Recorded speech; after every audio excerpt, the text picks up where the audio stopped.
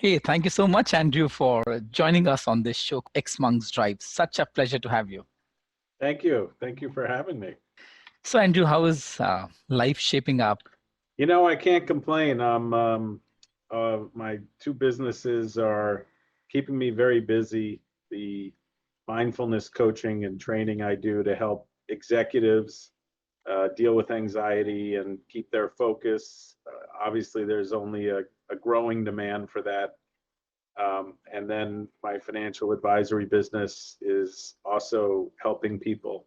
So it's keeping me very busy. And then, of course, juggling working from home, which I think everyone is doing. I recorded a very short video with my daughter about, you know, the parent-child perspective about how to work from home and how you can optimize it and when you just have to go with the flow.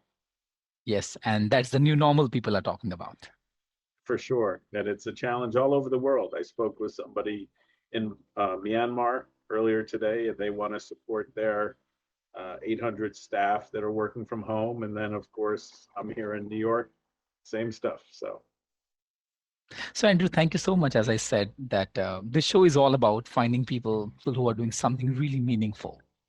I personally feel that we all have certain memories from our childhood that we cherish, and there are memories that we want to erase. If I may request you to share them if you're comfortable. Yeah. Um, I think one of the memories I cherish, I use it regularly as a starting point for boosting my doing, some of these practices to boost my happiness. And I think I must have been about 7 years old, and I was out playing in the yard like I do with my kids. And there was a blue sky and there were white clouds and it was comfortable weather. And I just remember, looking up through the trees to the sky and just feeling the sense of awe and joy. And this took place at not this on the kind of the grounds of the school that I went to, which is just in my backyard. And so it also, evokes, I think, that whole period of, for me, elementary school, and then even my MBA education. But elementary school really planted seeds of positive association with learning, having fun while learning. And I realized through the years how many unconscious positive habits and beliefs I held from those early years of being able to be happy while at school, having fun, play, and explore. So I think that's one of my happy memories. Memories I would want to erase of, in my line of work of using life to live and learn from. I don't know if I would erase, but I certainly, one of the key motivators and drivers in my life was moments and times when I was under enormous stress and almost at a breaking point of anxiety or worry or fear. Um, and I remember once I was on a trip to Egypt, actually. And I was, I think, in sixth grade, and I had just been, before we went on this trip, my mother had been very intense about demands on me to learn things, to do a school project before we went away rather than when we returned from this trip. And it was quite intense and unpleasant. And I remember being in a bus and being at this temple in Egypt, this phenomenal Karnak temple. I remember we were in the bus parking lot, and we were looking out, and I was observing this little girl who was going around and picking up the donkey dung, probably to take home and use as fuel. And I had this sense that this girl, her parents, if they were like my parents, would be on her about doing her job. And it made me realize my parents were on me about schoolwork. Hers would be on her about, getting her the fuel for the fire. And so I realized how much we're conditioned by the environments we grow up Hmm. in. And so that led me on a quest to want to unwind, recognize the unconscious biases and beliefs that were conditioning me Hmm. and break free of them. And that's why I say I wouldn't erase it, because it was a very strong driver and motivation for me for the rest of my life through this day. Yeah. But it made me, it was again, it wasn't coming from a happy place. It was coming from one of feeling pain. Hmm. And they say people find their purpose from a space of a wound. And at times, these tough memories, they become the defining moments of our life. Hmm. So Was what was the, certainly defining for a long time. And I think that's, I ended up traveling around the world for many years and not being attached to any one place. And again, through that, I think a lot of my conditioning that I wasn't consciously aware of, I was able to start to see and optimize or influence or shift. hmm, hmm. So Andrew, you are a graduate of Johns Hopkins University, followed by the Wharton School, University of Pennsylvania. What do you think are the important traits you have learned from this exposure? Well, I think, having a strong analytical perspective, we're definitely out of Johns Hopkins. Um, the ability to analyze, think logically, and be critical of oneself and others was one of the top skills the fundamental approaches. And maybe that aligned with who I was already personality wise somewhat interested in. But I think the analytics and, um, not believing in fluff and having accountability. Um, I think those are the characteristics I got certainly out of Hopkins. I think Wharton for me was, because I was much older, or 7 years older when I went to Wharton. I think I recognized I had a place among other very smart, talented, and driven people. My perspective was different and valuable. And it was coming into the confidence of recognizing how I could add value rather than focusing on insecurities that made me feel less valuable. Hmm. And I think, irrespective of where you're from, we all have certain kind of insecurities and fear that we are living with in our life. Yeah. We all have a story we tell ourselves that makes us inferior or superior. And the sooner we become aware of that and uh, hold it in a light place, maybe with a little humor, Hmm. uh, I think the happier we'll be. I'm sure. So, Andrew, you call yourself the Wharton Monk. I'm just curious about the story behind that. Yeah, well, I traveled the world for 25 years with Buddhist monks. And so I was a monk 9 times during that time frame. And so the monk, when I went to business school, people heard about my background. I was an unusual student at Wharton, and people would call me the monk. Um, and then as I was doing, I had a career and continue to have a career in wealth management. But I think what's unique, or where I uh, am unique, is that I do have this solid business world experience. It's an interest for me. It's something I am curious and passionate about from a young age, and I have this interest in. Monk is a reference to a phrase where, when one sees the flaws or the potential problems more existentially and in our life predicament, we're going to get sick. Not every moment in our life is going to be happy. And when we seek solutions for that, that is what the definition I have of a monk. So it's somebody who's seeking a higher purpose and how to navigate through life in a way, not just reacting to life, but developing the qualities to almost be invincible as we live through life. That's the quality of the monk. And so I remember I was standing in somebody's, multi-million-dollar Fifth Avenue apartment one time, and I had just come back from an intensive meditation retreat, and I felt like I had a hand in both worlds. One, I could go to these, austere and simple retreat centers all over the world and subsist on, you know, very minimal amounts. And on the other, I could feel comfortable without getting attached to the luxuries that many people only know and that they strive their whole life to work for. And so I felt like my life, my purpose, my mission was in showing that these two could be brought together. They can And that's where coexist.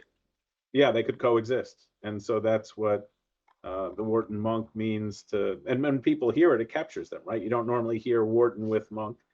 So it's that disruptor that they're like, wow, what's that all about? And that intersection is what I think there are a lot of people that are interested in, and they don't know where to go to get started in the same way that I have been, that I have found. And so I'm all about sharing this to people that wouldn't otherwise necessarily find their way to this information, this knowledge, this way of being in a business world, in a life with kids and a career. Yeah, it's a combination of analytical, having accountability on one side, wealth management, experience of the materialistic world on the other side, spirituality, meditation, being mindful, being detached, and yet going for it. So, so what I'm listening is that you had been in spirituality before that. Yeah, I don't use the word spirituality a lot. It's one of those words that, means has so many connotations for so many other people. I think the way I talk about it when I practice deeply, when I go inward, I go beyond this mind and this body, and I feel that there's something much larger that we can actually connect to and touch directly. So not on imagination, not on speculation, but the earth is floating around in a universe. So if we're so focused on what's happening here on earth, we forget that we're, rotating through space at fantastic speeds and in an ever expanding universe. I mean, it's mind boggling. Hmm. And I think the same happens in on a microcosm within us. We get so caught up in me and Andrew and my family that we forget, and because we're not connecting regularly with the way things actually are. We've been are educated to for productivity, for activity within this world that's visible and audible, and we've never been given tools to experience beyond what is just visible with our eye and you know that we can hear with our ears. Hmm. Thought is interesting because it's I have thoughts, you have thoughts, we each know we individually have thoughts, but we don't always connect on the thoughts that we're not experiencing those thoughts. I'm not experiencing your thoughts from your perspective. Yeah. But ultimately, if we can touch that a little bit more, it shifts who we think we are. So the process of going deep within yourself and exploring who I am, if not spirituality, what do you call it? It's to me, it's just basic reality. Like that's the way things are. If I had to manipulate something in order to experience that, then it would be something other than the way things are. But that's the way things are, and we distort the way things are. So, so many people they have the reversed image of that. Like spirituality is some big undertaking, and this is who we are, and that's something other. And it's like, no, that's the reality. And these other ideas we have are just mistaken versions of reality. Hmm. So So, we're at fault. Our status quo is faulty. It's not yeah, um, reliable, and yet most people believe their status quo is the starting point. yeah. So, Andrew, when did you start to see the glimpses of so-called basic reality in your life? I think it's when you're a kid and when you get upset about something, and later you come to learn that you were getting upset because of some idea you're holding rather than the objective observation of that situation. That made me realize my perception has some distortion to it. And that just opened up a whole can of worms, because if if I'm if I'm distorting information as it's coming in, I have to clear the lenses so that I'm not distorting. So I think when I was pretty young, I had that sense that, I get upset sometimes beyond what the condition necessarily warrants. So there are emotional reactions that take place which aren't justified by the external variables and conditions. And that made me realize then there's, a lot going on that needs to be more carefully looked at and understood. Yeah, and this happens with everyone. We tend to hold on to the idea and then we get stuck with that identity, and without realizing that this could be another distorted identity or image that I've been holding to myself. So I'm just wondering, Andrew, what do you think? How does self-referential and personalization impact our ability to think clearly and live in the moment?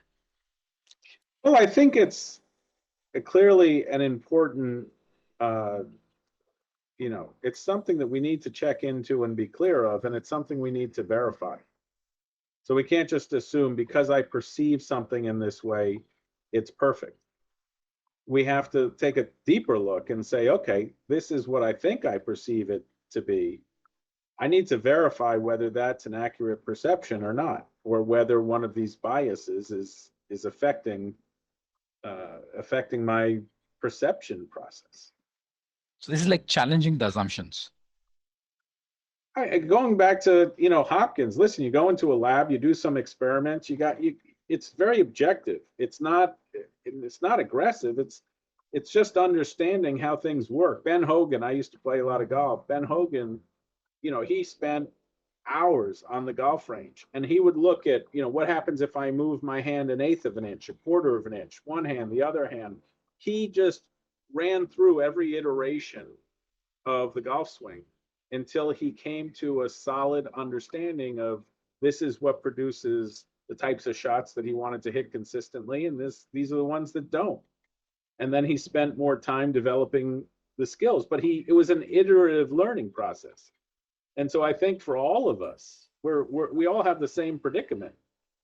Our perception isn't always correct, and we need to go through that learning process to know when it's more reliable, when it's less reliable, and when we need to, take off our lenses and clean them, because there's a distortion there that needs, more clean. Yes. So, I mean, listen, our conditioning, our habit is to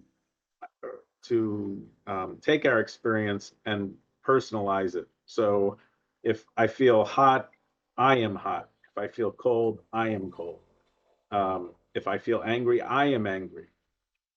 As there are techniques and tools and some great methods that have been passed down for a long time, thousands of years perhaps, that help us observe thinking as thinking, and planning as planning, and worrying as worrying.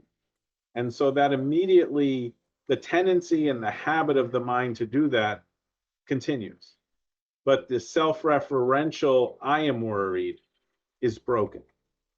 And the more moments we accumulate of our experience where we are not reinforcing and self-referencing, so not reflexively, I am this or I am that, the more practice and training we have in just observing the nature and the process of a human experience, seeing and hearing and tasting and touching, rather than I like that flavor, I don't like that flavor, I agree or I don't agree. So if we shift from the content to the process, that can help us break that habit of increasing the self-reference. And there's a Yeah. lot of freedom and a lot of wisdom that comes from doing that. Yeah. So your ability to dissociate yourself and observe it. Yes, to dissociate from the content and observe the process. Hmm. Not be caught up in the individual thought, but see the process of thinking. and what happens when the mind is thinking, and how it can lead to worrying or planning or a whole range of different things. So understanding that how the mind works as a impersonal observer. It's not about this is how Andrew works. There's actually a universal aspect to it. If Hmm. I see something fearful and I get frightened, other people are going to have the same reaction. They're going to get frightened or they're going to get angry. Like we all respond universally. The content of that trigger may be distinct for you than it is for me, but the process is human. We're humans. Hey, thank you, Andrew. I think that's a very meaningful perspective you have been able to create here. That's very, very important to detach yourself, look at the situation from an observer point of view. You are beyond your thoughts, you are beyond your emotions. And rather than bringing everything from your personal point of reference, there's life beyond. So let's get into the second phase. And this is my favorite phase, where we'll get into the rapid question answer round. Without thinking much, in just one breath, you have to give an answer, either in a word or a sentence. Okay. Shall we go ahead? Yeah, let's do it. All right. Your favorite book, Ooh, the Dhammapada, a teacher that had the most significant impact on your life, Sayadaw U Pandita, your favorite author, the Buddha, your role model. Sayadaw U Pandita, Okay. One unfulfilled aspiration, to be a multimillionaire, one regret of your life, uh,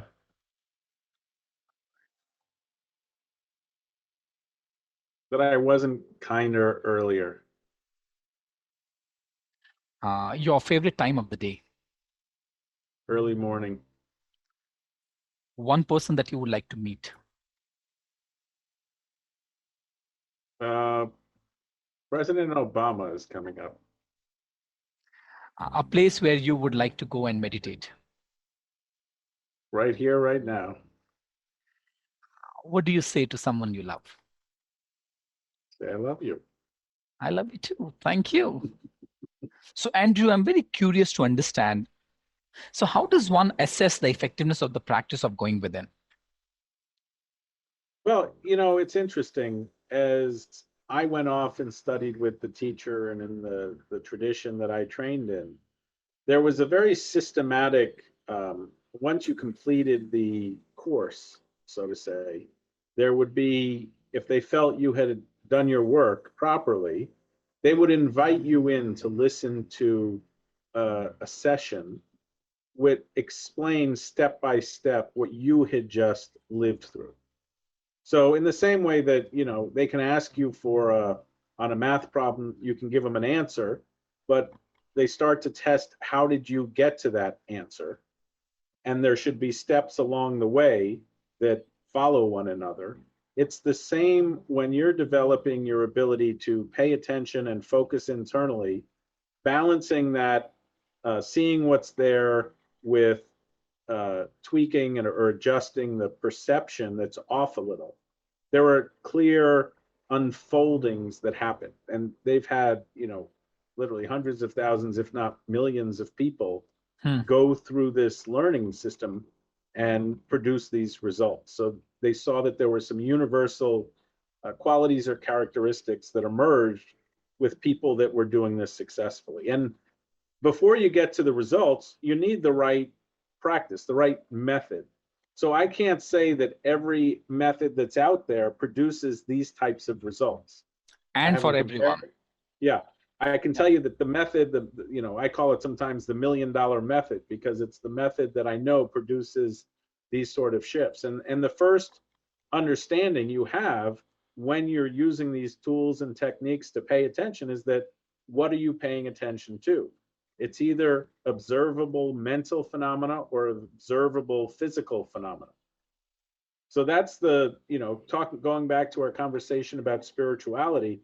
That's why I don't consider this so spiritual, because we're observing what is directly observable: thoughts, feelings, sensations, pleasantries, unpleasantries, or pains and aches and actual things that are in our physical body that all of us would recognize.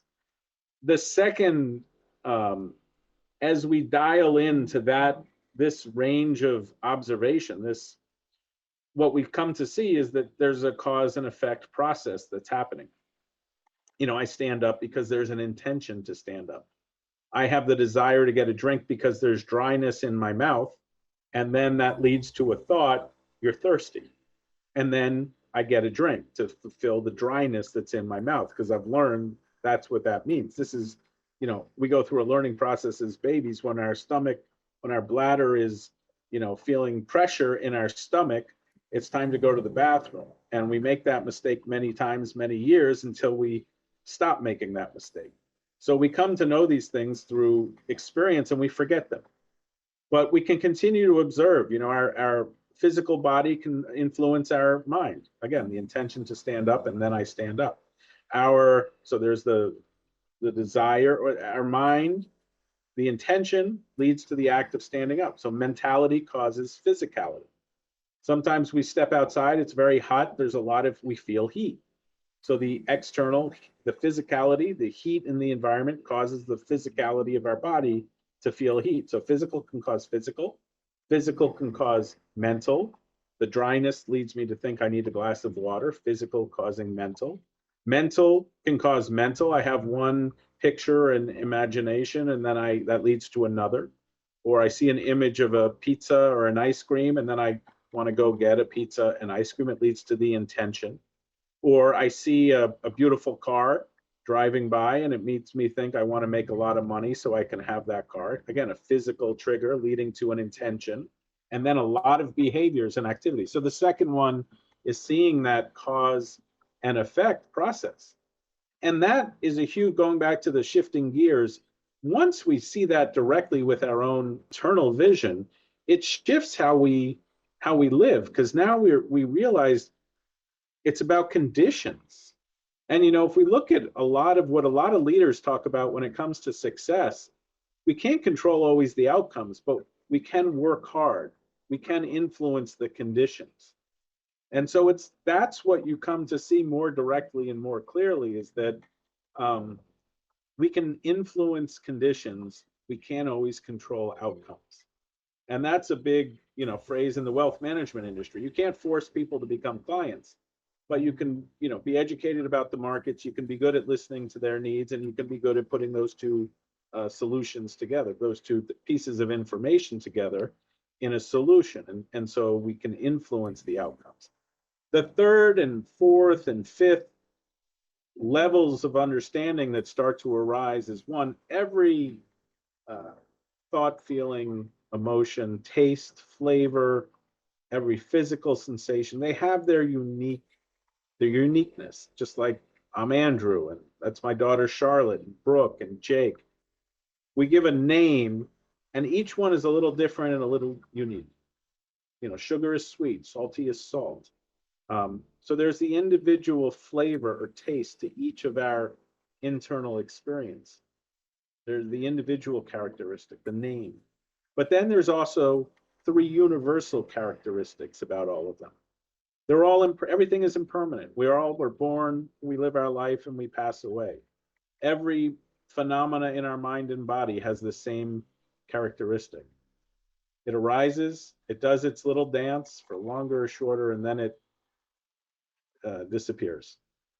And so repeatedly learning to pay attention reveals this reality more and more clearly. It's just the same message keeps getting delivered to us time and time again, every time we get paid into attention.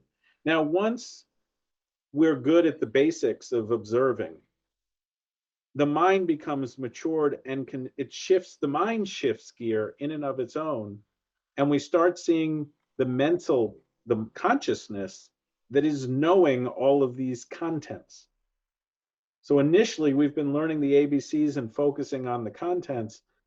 Then the consciousness that is knowing, we go through a similar evolution of understanding. And so initially, again, we see the rapid arising and passing away. So phenomena, before we were seeing a thought, a pain, Now we're seeing, it's like when you look at a fire and all those sparks are going up. Instead of just focusing on one individual spark, we're back a little more where we see all the sparks and flames shooting up.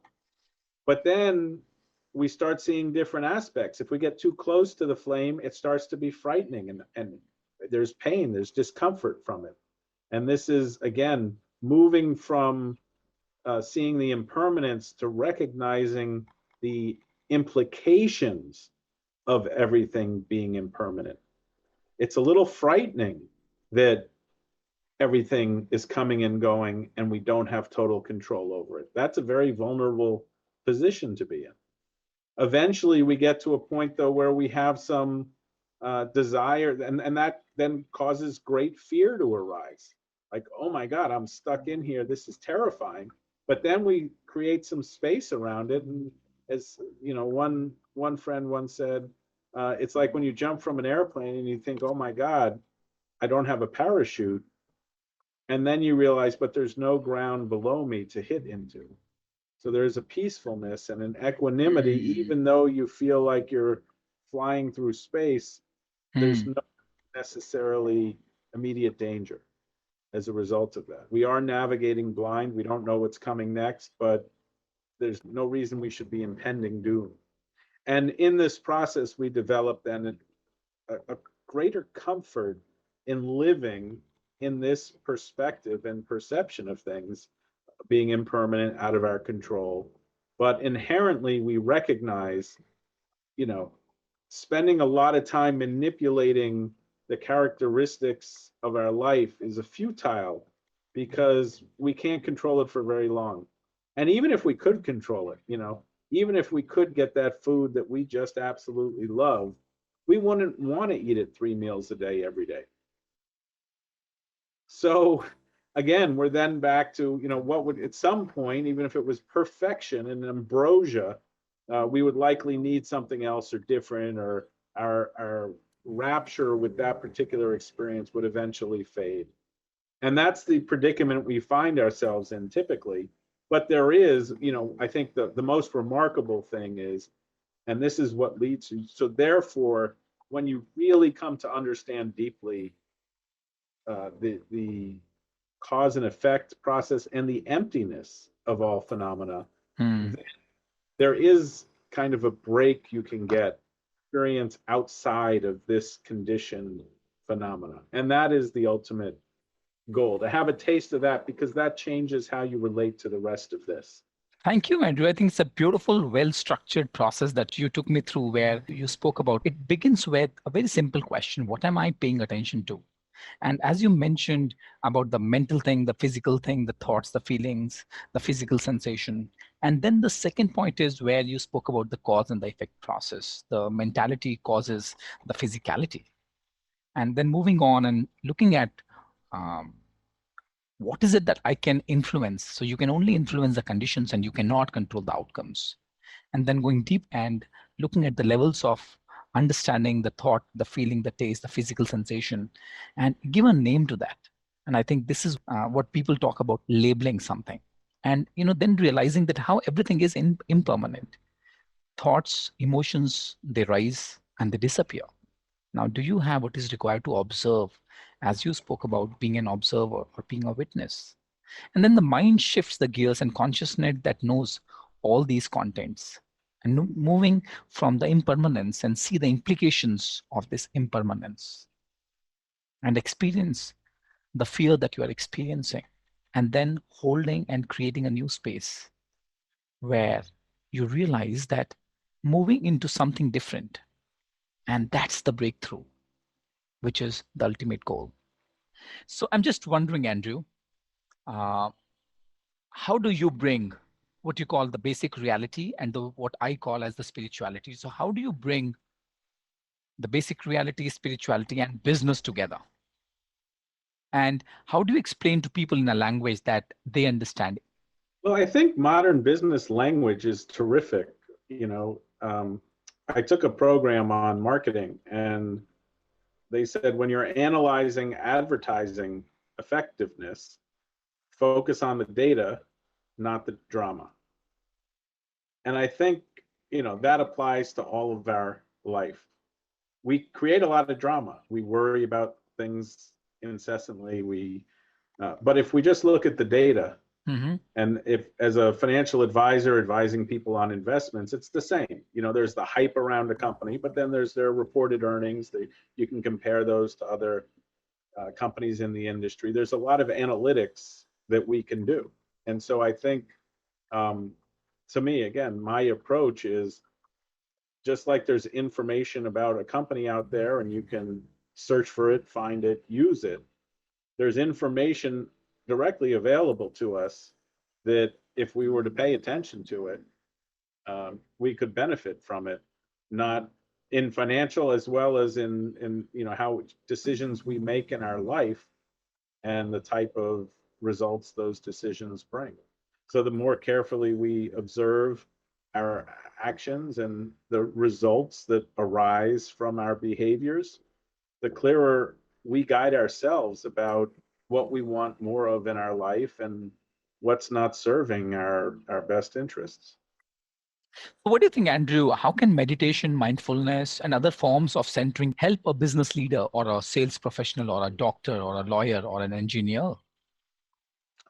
Yeah, well, I mean, a sales professional, having trained sales professionals and being a sales professional, one of the biggest obstacles to success is the inability to listen and to pay attention to what somebody else is telling you. So many people get so excited about what they have and where it can fit in. When they're listening to somebody, they're filtering. Is this where it applies? Or if somebody tells them something, this was another characteristic we noticed in a conversation where a client may talk about 10 needs. The first one or the second one gets the person listening so excited. Again, they get lost in thought at that point. They're no longer paying attention to all the other cues that the person is giving them. So developing our ability to pay attention to ourselves without reflexively looking away.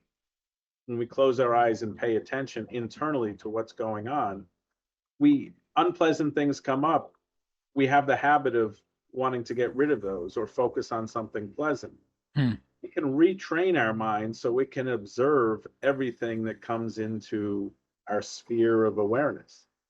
And Hmm. when we do that, that skill then becomes applicable when we're in a sales conversation with somebody else. And talk about CEOs. I mean, I see this a lot. CEOs are overwhelmed. They're putting out fires, and the emotions of the CEO trickle down the organization. If there's an impulsive CEO who's demanding impulsive response, Yeah. then that's how the people below them act, and their fear is activated because they know it's a fear-based management model, and that's not so effective. Whereas if the CEO is more compassionate, thoughtful, then the people he surrounds or she surrounds herself with Hmm. will mimic that, and they will Yeah. bring that level of creativity and thoughtfulness and care and concern to the people that they're overseeing and managing and their customers. So I think there's no doubt. I mean, I think most people today recognize, the old school uh, management model of let's stress everybody out so they're afraid of their jobs so they work harder is being proven wrong. You're using a lot of mental resources for fear, and if we can help people feel comfortable, they can rise to perform at a level beyond which they could in a fear-based model. And that's why some of the great tech companies, the Googles, they're providing food, they're providing massages. The idea is like, let's make people feel safe and comfortable so they're most productive and effective. So, Andrew, you work with the top CEOs, with the top executives of the world, right? So, what is your process of supporting these CEOs and the top executives deal with anxiety and lead with confidence? Yeah, well, everyone feels that everyone's afraid of losing their edge. And what they don't realize is that they're using a lot of judgment first and foremost upon themselves. But that habit of judging, because you have to judge to know whether you're at your best or not, or where you could get even better. So it's not that it's not a useful habit. Judging ourselves and reflecting on our strengths and weaknesses is useful. It's just that because we did it from a fear basis, how am I doing versus my classmates? Am I going to get the job or is somebody else going to get the job? These were all of the early conditioning factors that now this has become a habit of mind that we don't even recognize. And so when people start to realize, you need to shift gears. It's not that, when the driving the car and the revs go up, that doesn't mean you just keep hitting the gas. In the car, you have another gear to shift into to go faster, but it's not the same gear that got you to the high revs. And so I think a lot of CEOs, not so many people are talking about this level there are not so many forums for CEOs to share this safely, that they're dealing with high levels of stress or that and so I can come in as an advisor and help people realize there are some simple tools and techniques that can not only um, you know allow you to go further, but can let you cut off some of the weights that you're dragging around that aren't necessary or helpful, and that you actually have to let go of before you can really get into the next gear. It's a beautiful analogy and a metaphor that you have used. And I personally come across a lot of passionate people. So, on one hand, people really appreciate the passion that they bring in. Yeah. And on the other hand, they get attached to the work that they are involved in. So, rather than we taking charge of our emotions, emotions take charge of us. So, what is it that we could do that could help people see things more clearly and rather than getting attached to the work, be passionate? Yeah, I think a lot of times, simply because people aren't paying careful attention, they're not seeing that they're secondary emotions that are fueling what that primary emotion is. So take sadness in this age, as we're all stuck at home, working from home, realizing that the world is shifting around us. When we come out, all of our favorite coffee shops and restaurants, they're not going to be there. It's gonna be a different world, and I think collectively, and plus people are dying, people are sick, people are losing their jobs. There is this sadness that is a lot of people are feeling, and for people who's have trained themselves to avoid sadness, they're not even that aware that there's this. They don't know how to look at or how to relate to the sadness in a healthy way. Hmm. And so they end up either trying to deny it, repress it, or occupy themselves with something else. And so those other passions, those other strong emotions, they're not totally independent. They're being fueled in part by this relationship to sadness. And that's something that's happening on a global level, but also individually. We have, emotions that are fueling us in one way or another that aren't conscious to us. And so sometimes what I have found is, we can be yelling at somebody about something else or getting upset or finding ourselves very emotional, but what we're blaming for that emotion isn't actually the cause. And if we could quiet down for a minute and we could look at what we're actually feeling, we may see there's some other emotion that's influencing us, but we weren't paying attention to. And as soon as we see that, it changes our whole perception of the world, and that argument goes Hmm. away because we realize I was acting like, just like we all do. At some point, we say, I made a mistake. Sorry. Please, I ask your forgiveness because this is actually something that was bothering me. It wasn't you. We all do this. So But true. that happens a lot more, I think, than people are consciously aware of.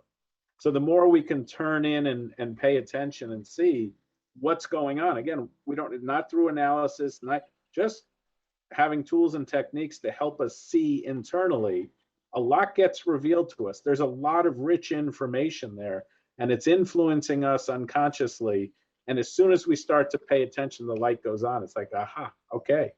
And we learn to navigate more Yeah. effectively. Yeah. So rather than looking at the actions that I'm taking, it's very important to look at the operating system that I'm operating from. Yeah.